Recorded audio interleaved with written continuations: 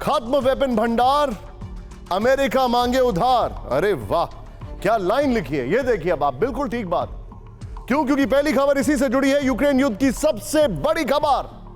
Super power US के पास खत्म हो रहे हैं हथियार, सूत्रों के हवाले से खबर। CIA चीफ विलियम बर्न्स ने ज़ेलेंस्की से कहा, अमेरिका ज्यादा दिनों तक नहीं दे सकेगा हथियार।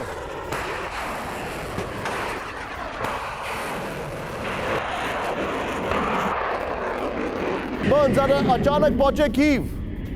यह बहुत बड़ी खबर है, मैं चाहूंगा इसमें सूत्र ऐड कर दें। यह बड़ी खबर है, यूक्रेन युद्ध की सबसे बड़ी खबर। अमेरिका के हथियार खत्म हो रहे हैं, विलियम बर्न्स ने यह बात पहुंचा दी है।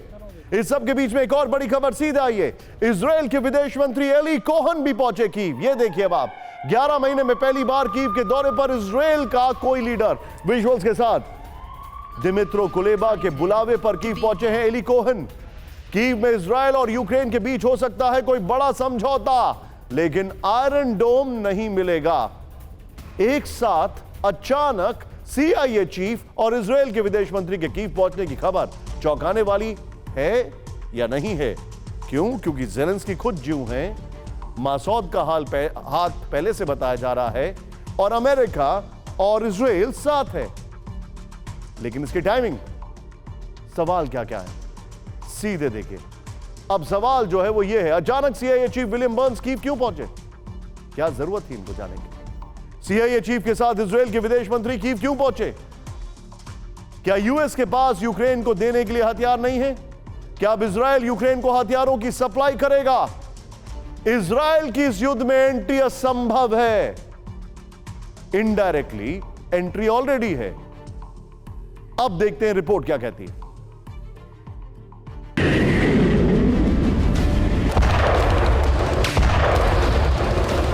20 जनवरी 2023, जंग के 331 दिन। 331 दिन के जंगी दौर में आज के दिन यूक्रेन के लिए बेहद खास है,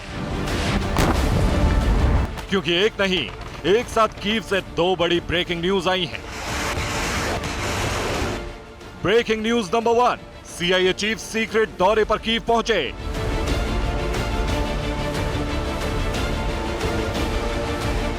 ब्रेकिंग नंबर 2, इजरायली विदेश मंत्री कीव पहुंचे।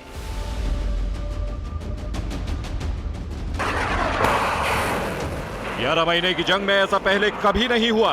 पहले कभी भी यह खबर सामने नहीं आई कि अमेरिका का कोई बड़ा सीनियर ऑफिसर अचानक चुपचाप कीव पहुंचा हो।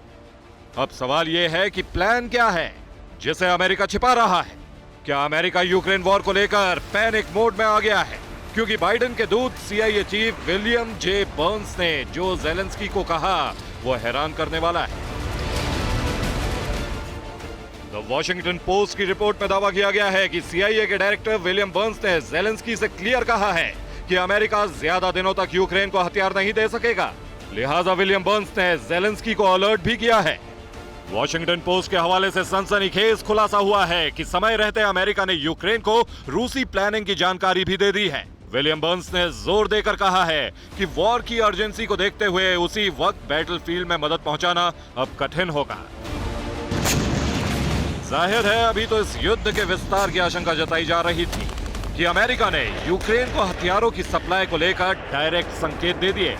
जरा सोचिए, रूस की सेना का यूक्रेन पर जीत का ख्वाब तोड़ने वाले हथियार अमेरिकी हैं। अब उसी सुपर पावर के हथियारों का जखीरा खाली पड़ता जा रहा है। तो क्या इस कमी को दूर करने ही विलियम बर्न्स के साथ इजराइल के विदेश मंत्री कोहेन भी कीव पहुंचे हैं? इजरायली मीडिया का दावा है कि जंग में पहली बार इजराइल के किसी नेता ने यूक्रेन का दौरा किया है। इस दौरे पर ज़ेलेंस्की ने कोहेन से आयरन डोम डिफेंस सिस्टम देने की मांग की है। सूत्रों का दावा है कि इस पर अभी कोई फैसला नहीं हुआ है, लेकिन इजराइल यूक्रेन को लगातार इंटेलिजेंस देते रहने का भरोसा दिया है। हालांकि हथियारों को लेकर अमेरिका से ज़ेलेंस्की की उम्मीद अभी भी खत्म नहीं हुई है। संभव है कि अब अमेरिका के कहने पर कई और देश अपने हथियारों को यूक्रेन भेजें।